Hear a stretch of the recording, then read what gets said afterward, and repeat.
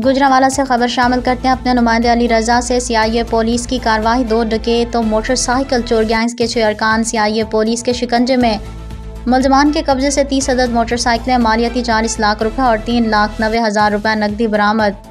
जराइम पेशा नासिर की सरकोबी के लिए सख्त इकदाम अपनाए जा रहे हैं। बिला इम्तियाज़ कार्रवाइयाँ जारी हैं। डकैतों, चोरों और मुजरिमाना जहन रखने वाले समाज दुश्मन अनासिर के साथ आहिनी हाथों से निमटते हुए शहरियों को अमन की फ़िज़ा फराहम करेंगे।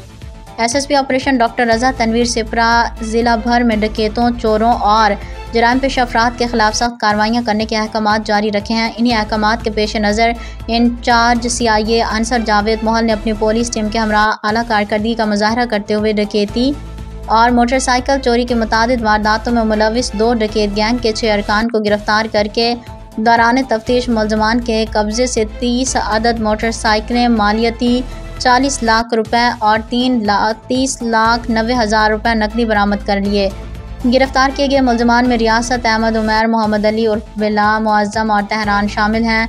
इब्तदाई तफ्तीश में गैंग्स के मुलजमान ने इंकशाफ किया है कि उन्होंने गुजरांवाला और उसके मज़ाफ़ात में डकैती और मोटरसाइकिल चोरी की मुतादिद वारदातें की हैं।